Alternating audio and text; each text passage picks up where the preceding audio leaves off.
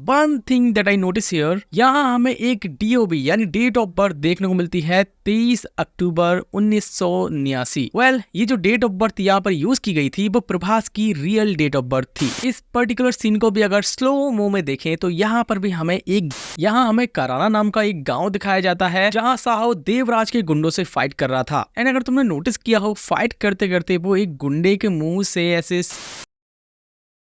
Hey guys, Mister Superlad is here. Saaho movie जब आई थी तब लोगों ने उसे देखने के बाद काफी क्रिटिसाइज किया था। मूवी की स्टोरी अच्छी नहीं है, मूवी कंफ्यूजिंग है, मूवी बहुत सारी चीजें एक साथ करने की कोशिश करती है। ये सारी चीजें मूवी के बारे में बोली जा रही थी। इन सो कॉल्ड रिव्यूअर्स को तो मूवी पसंद ही नहीं आई थी। मैं आपको सीरियसली लेता नहीं। मूवी में साहो ही रॉय का बेटा है और वो रॉय का बदला ले रहा है, ये रिवील करने के लिए मूवी में काफी सारे ट्विस्ट डाले हैं। हाँ, मैं मानता हूँ मूवी में कहीं कहीं पर कमियां हैं, बट इतनी नहीं कि मूवी को ही खराब बोल दिया। एनीवे, इस टॉपिक पर हम डिटेल में बात करेंगे कि क्यों क्रिटिक्स को ये मूवी स्टोरी वाइज पसंद नहीं आई। मूवी वैसे तो सेमी हिट थी, बट खराब रिव्यूज की वजह से मूवी उतना परफॉर्मेंस नहीं कर पाई जितना करना चाहिए था। नॉर्थ में हिट, साउथ में फ्लॉप। मैंने मूवी स्टार्ट की थी कमियां ढूंढने के लिए, बट जब मैंने मूवी को बैक टू बैक देखना चालू किया तो इसमें मुझे डिटेल्स भी मिलने लगी। देन आई डिसाइडेड कि साहो पर मुझे 2 वीडियो निकालनी चाहिए, एक हिडन डिटेल वीडियो और दूसरा साहो फेल क्यों हुई उसका एनालिसिस वीडियो, जिसमें मैं फुल एनालिसिस करूंगा मूवी का। सो लेट्स, ये है वो वीडियो जिसमें हम हिडन डिटेल्स पर ही बात करेंगे। इसके बाद मैं रेडी करूंगा why did Saaho fail analysis video. Guys, direct details पर बात करने से पहले हम क्विकली 2 मिनट में समझ लेते हैं स्टोरी को और मूवी में दिखाए गए कैरेक्टर्स को, ताकि डिटेल समझने में आपको कोई भी कंफ्यूजन ना हो। हिंदुस्तान से कहीं दूर, क्राइम के बहुत पास एक शहर है वाजी। 20 साल पहले बाजी का अंडरवर्ल्ड पृथ्वीराज यानी देवराज के फादर के हाथ में था। उसी टाइम रॉय नाम का एक बंदा उसके यहाँ काम करने के लिए आया था। रॉय ने इतना बेहतरीन काम किया कि पृथ्वीराज उससे इम्प्रेस हो गया। बाद में आगे चलकर पृथ्वीराज ने अपने बेटे देवराज को गद्दी ना सौंपकर रॉय को सारी कमाल दे दी। ये लोग करते थे सोने और तेल का इलीगल बिजनेस। जब पृथ्वीराज ने सारी कमाल रॉय को सौंप दी तो देवराज इससे खुश नहीं था और यहीं से शुरू हुई देवराज और गद्दी की बगावत। आगे चलकर हम देखते हैं देवराज ने प्लान बनाया रॉय को मारने का। यहीं रॉय प्लानिंग में था इस इलीगल धंधे को लीगल बनाने के लिए। वो चूज करता है इंडिया को। इंडिया में वो एक हाइड्रो इलेक्ट्रिक पावर प्लांट डालना चाहता था, बट इंडिया का एक्सटर्नल अफेयर मिनिस्टर रामास्वामी इसके खिलाफ था। तो इसे मनाने के लिए रॉय अपना तरीका यूज करता है। आगे हम देखते हैं रॉय जब हिंदुस्तान पहुंचा तो वहां पर मुंबई में देवराज ने कुछ इंडियंस के साथ मिलकर रॉय को वहीं पर मरवा दिया और उसका गोल्ड से भरा शिप जो हिंदुस्तान पहुंचने ही वाला था उसे भी लूट लिया और उसका सारा गोल्ड अपने अंडर कर लिया। आगे हम लोग देखते हैं शहर में कुछ चोरियां हो रही हैं। अभी तक 2000 करोड़ की लूट हो चुकी है। रॉबरी काफी हाई अमाउंट में हो रही थी, तो इसकी इन्वेस्टिगेशन के लिए एक ग्रुप बनाया जाता है जिसे लीड करने वाला था प्रभास, जिसका नेम मूवी के स्टार्टिंग में अशोक चक्रवर्ती बताया गया था। बस मूवी में जितने भी भर भर के ट्विस्ट थे वो यही रिवील करने के लिए थे। प्रभास एक्चुअली में अंडरकवर ऑफिसर अशोक चक्रवर्ती नहीं बल्कि रॉय का बेटा साहो है और वही ये चोरियां करवा रहा था। दूसरी तरफ जिसे हम अभी तक चोर समझ रहे थे यानी नील नितिन मुकेश,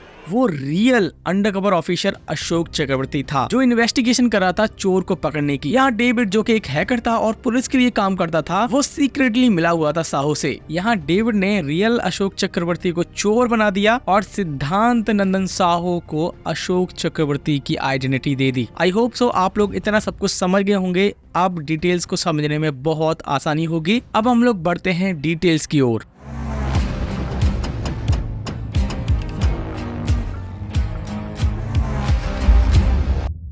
इस सीन में साहो जब गुंडों से फाइट कर रहा था, यहाँ पर स्लो मो में इस सीन को देखना, प्रभास के स्टंट डबल पर प्रभास का फेस थोड़ी देर के लिए हट गया था। मूवी की स्टार्टिंग में काफी स्मूथ फाइट चलती है। यहाँ पर मुझे लगा ही था इस फाइट सीक्वेंस में मुझे कुछ ना कुछ देखने को मिलेगा एंड फाइनली एक ग्लिच के साथ साथ मुझे बहुत सारे ग्लिच मिले। अब यहाँ पर ही देखो, प्रभास का बॉडी लेवल इस बंदे को यानी इस गुंडे को उठाकर फेंकता है तो यहाँ पर इसकी वायर तुम इजीली नोटिस कर पाओगे। ऐसे ही यहाँ पर प्रभास का बॉडी लेवल इसे मारते मारते नीचे गिरता है। इस पर्टिकुलर सीन को भी अगर स्लो मो में देखें तो यहाँ पर भी हमें एक ग्लिच देखने को मिलता है। और काफी बार ये सीन मुझे देखने के बाद समझ आया कि ये ग्लिच था किस चीज का। एक्चुअली में यहाँ पर ये जो बंदा था वो था प्रभास का बॉडी डबल के साथ होता क्या है, उन्हें स्टंट करने होते हैं, उन्हें पिटना होता है, ऊंची जगहों से गिरना होता है, बड़ी बड़ी छलांगे मारनी होती हैं। इंडिया में बहुत ही कम हीरो हैं जो कि अपने स्टंट खुद करते हैं। अक्षय कुमार को मुझे पता है कि वो काफी टाइम पहले अपने स्टंट खुद करते थे। एक दो हीरो और हैं जो अपने स्टंट खुद करते हैं, बट बहुत सारे हीरोज हैं जो स्टंट को अवॉइड ही करते हैं। स्टंट के लिए स्पेशली स्पेशलिस्ट को ही हायर किया जाता है। तो इतनी ऊंचाई से प्रभास तो गिरेंगे नहीं। तो यहाँ पर एक्चुअली में ये जो बंदा था वो था प्रभास का बॉडी डबल, एंड उसके गिरते ही प्रभास को यहाँ पर डाल दिया गया। अपने हीरो को कहीं चोट ना लगे तो उसके लिए यहाँ पर हम एक फॉर्म को भी नोटिस करेंगे। वो फॉर्म तुम्हें दिखेगी नहीं, बट यहाँ पर तुम्हें एक इफेक्ट दिखेगा ऊपर नीचे होता हुआ। ये तो कुछ भी नहीं है, वीडियो के एंड तक आते आते तुम बोलोगे इस चैनल का कंटेंट सबसे अलग है। Number 2, TRP jewellers robbery case में डेविड का काम था असली अशोक चक्रवर्ती को चोर बनाना, और पुलिस डिपार्टमेंट को मिलता चोर का फेस जिससे वो उसके पीछे भागती। अकॉर्डिंग टू सिद्धांत नंदन साहू प्लान, डेविड ने सभी को काम पर लगा दिया। यहीं पर अगर तुमने ध्यान दिया हो तो अमृता बोलती है, मैंने सभी सीसीटीवी फुटेज को बड़े ध्यान से देखा है, मुझे कोई भी क्लू नहीं मिला। बट साहू यहाँ पर बताता है कि उसका क्लोथिंग स्टाइल बिल्कुल अलग होगा। बट यहीं पर गोस्वामी इस चीज को इलॉजिकल बता रहा था। जब भी गोस्वामी क्वेश्चन उठा रहा था वो एक बोतल नीचे गिरा देता था। But the main detail is here, यहाँ से अमृता जब गुजर रही थी सीसीटीवी फुटेज देखने के लिए, तो साहू ने उसे डिस्ट्रैक्ट करने के लिए गेम में फंसा लिया। बिकॉज अगर अमृता सीसीटीवी फुटेज अगेन देखती तो इनका प्लान मिट्टी में मिला देती। मींस जिसे डेविड एंड साहू चोर बनाने वाले थे, यानी रियल अशोक चक्रवर्ती को, वो चोर बनता ही नहीं। Because she was so intelligent. Amrita कितनी इंटेलिजेंट है यहाँ पर हमें लाल बंगला केस में दिखाया गया है। ये गैंग वो नहीं है, गोली के निशान को देख के साफ समझ में आता है इन सबको एक ही आदमी ने मारा। सो सीसीटीवी फुटेज में ऐसे बहुत सारे लोग थे जिन्होंने डिफरेंट स्टाइल की क्लोथिंग कर रखी थी, और अगर अमृता ये चीज देखती तो इलॉजिकल बोल के साहू का पूरा प्लान बर्बाद कर सकती थी। एंड दैट्स व्हाई साहू ने उसे यहाँ पर गेम प्ले में बिजी किया। और जैसे ही डेविड रियल अशोक चक्रवर्ती का फेस रिवील करता है कि यही चोर है, तो यहाँ पर गेम प्ले में प्लेयर 1-5 एंड प्लेयर 1-6 एक पॉइंट से जीत जाता है। यहाँ पर मेटाफोरिकली पुलिस डिपार्टमेंट था प्लेयर 1 एंड प्लेयर 2 था साहू, बिकॉज फाइनली उसने चोर को एक फेस दे दिया। नंबर 3, अगले सीन में हम लोग देखते हैं जब थीफ को दिखाया जाता है तो उसे उल्टे फ्रेम के साथ दिखाते हैं।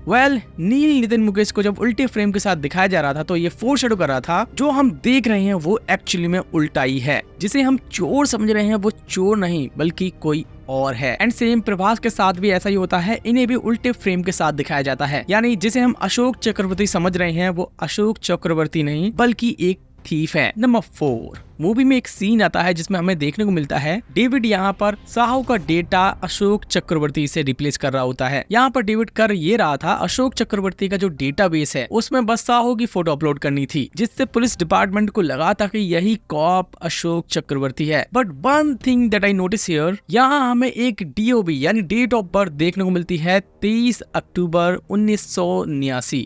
ये जो डेट ऑफ बर्थ यहाँ पर यूज की गई थी वो प्रभास की रियल डेट ऑफ बर्थ थी। इंटरवल के बाद साहू अमृता को एक जगह लेकर आता है जहां वो उसे दिखाता है एक बोध स्टैच्यू। देन उसी के बाद हम उसे एक पिंक लेक में देखते हैं जहां पर बहुत सारी बर्ड्स हैं। यहाँ साहू है व्हाइट ड्रेस में एंड अमृता है पिंक ड्रेस में, बिकॉज साहू लाइक्स पिंक।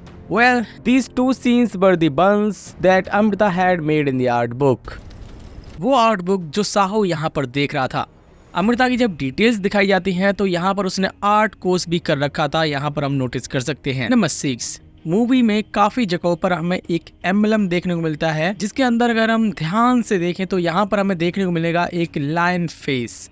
ये एम्बलम था रॉय ग्रुप का जो कि एक क्राइम सिंडिकेट था एंड रॉय ग्रुप का लीडर था रॉय, एंड इसलिए रॉय के रिंग में भी हम एक लायन को ही नोटिस करेंगे। एंड ऑल्सो इस एम्बलम के आगे ही रॉय को दिखाया गया था जो कि सिग्निफाई कर रहा था he is the leader at this moment. And movie की एंडिंग में तुम नोटिस करना, कराना में जब इस एम्बलम को खड़ा किया जाता है तो ये एम्बलम साहू के पीछे था जो कि अल्टीमेटली शो कर रहा था कि अब गद्दी साहू की है, एंड में गद्दी उसे ही मिली थी। नंबर 7, यहाँ हमें कराना नाम का एक गांव दिखाया जाता है जहाँ साहो देवराज के गुंडों से फाइट कर रहा था। एंड अगर तुमने नोटिस किया हो, फाइट करते करते वो एक गुंडे के मुंह से ऐसे सिगरेट निकालता है, सिगरेट बोलेंगे या फिर सिगार, तो वो इस सिगार को ऐसे फेंकता है एक चीज पर एंड ऐसे ब्लास्ट होता है। वेल, ये ब्लास्ट हुआ कैसे था? तो इस गांव की खासियत थी यहाँ पर बहुत सारा तेल था, यानी यहाँ पर जमीन के अंदर से तेल निकाला जाता था। तो यहाँ पर अगर तुम देखोगे तो इस चीज से लिक्विड टाइप कुछ निकल रहा था एंड दैट्स व्हाई जब साहू ने जलती हुई सिगरेट इस पर फेंकी तो इतना बड़ा धमाका हुआ। मूवी में अगर तुम्हें याद हो तो हमें बताया जाता है कि देवराज ने इस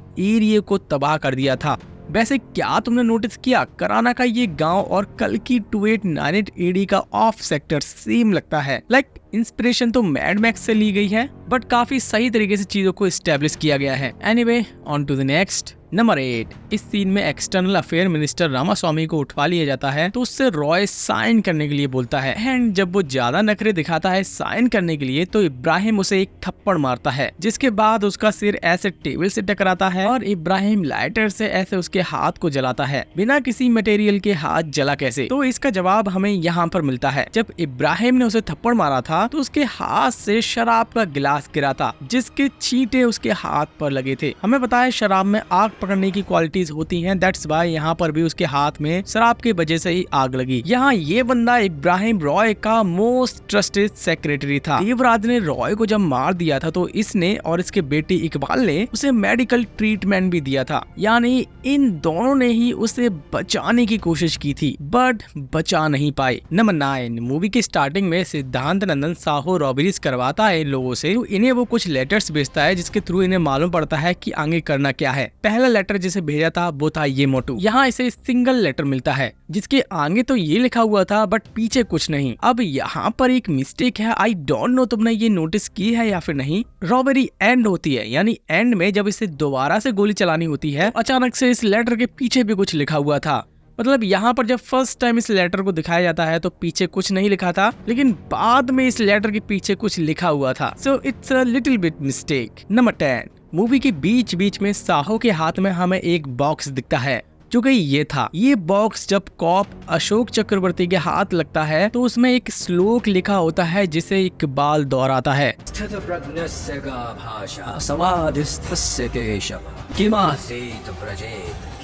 ये वो श्लोक था, बट डिड यू नोटिस ये श्लोक रॉय ने यहाँ पर बोला था।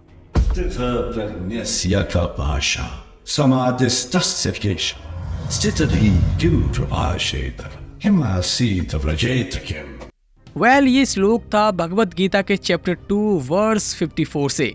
अर्जुन भगवान श्री कृष्ण से पूछते हैं स्थिर बुद्धि वाले पुरुष के लक्षणों के बारे में कि वह कैसे बोलता है, कैसे बैठता है और कैसे चलता है। इकबाल जब इस श्लोक को रिपीट करता है तो वो सिगार को फेंक कर बोलता है। ये एक्चुअल में थी रियल रिस्पेक्ट हमारी भगवत गीता की। नंबर 11। मूवी की स्टार्टिंग में साहो एक एलेक्स नाम के बंदे को बचाने के लिए आता है यहाँ, तो इसकी बॉडी पर बने हुए थे बहुत सारे गन्स के tattoo which was indicate he is gun dealer, जिसने इनको गन बेची थी रॉय को मारने के लिए। नंबर 12। इस सीन में अमृता जब सिस्टम पर वर्क कर रही होती है तो यहाँ पर हमें उसके कुछ पेंटिंग्स देखने को मिलती हैं, उसका आर्ट वर्क जिसमें वो इंटरेस्टेड थी। एंड इसी टेबल पर अगर तुम ध्यान दोगे तो यहाँ पर हमें एक बच्ची की फोटो भी देखने को मिलती है। वेल, ये चाइल्डहुड फोटो किसी और की नहीं बल्कि श्रद्धा कपूर की ही थी। मेकर्स ने काफी रियल लाइफ डिटेल्स को भी मूवी में डाला है, बट बहुत सारे ऐसे लोग हैं जिन्होंने ये डिटेल्स नोटिस नहीं की हैं। So these were the details that I notice at 0.25x speed. Guys, मैंने इस वीडियो में ओनली 12 डिटेल्स को ही कवर किया है, इसमें और भी बहुत सारी डिटेल्स हैं। अगर आप इस वीडियो को अच्छा रिस्पॉन्स दिखाओगे तो मैं इसका पार्ट 2 जरूर से बनाऊंगा। कमेंट में बताना मुझे कि आपको इसका पार्ट 2 चाहिए या फिर नहीं। बाकी इस पर एक और वीडियो आएगी कहाँ कहाँ मूवी में कमियां लगी थी लोगों को। और मैं कहना चाहूंगा सबसे बड़ा योगदान रहा था हमारे रिव्यूअर्स का। उनके निगेटिव रिव्यूज की वजह से ये मूवी और ज्यादा जल्दी फ्लॉप हुई। जो लोग जाने वाले थे देखने के लिए वो भी नहीं गए। और मैंने कुछ टाइम पहले आपको बताया था कि मैं इस चैनल पर कुछ अलग टाइप का कंटेंट लाने की कोशिश करूंगा, उन सभी प्लानिंग को मैंने अभी रद्द कर दिया है। I am totally focusing on hidden details, decoding videos. अभी लंबे टाइम तक वही वीडियोस आने वाली हैं। Till then,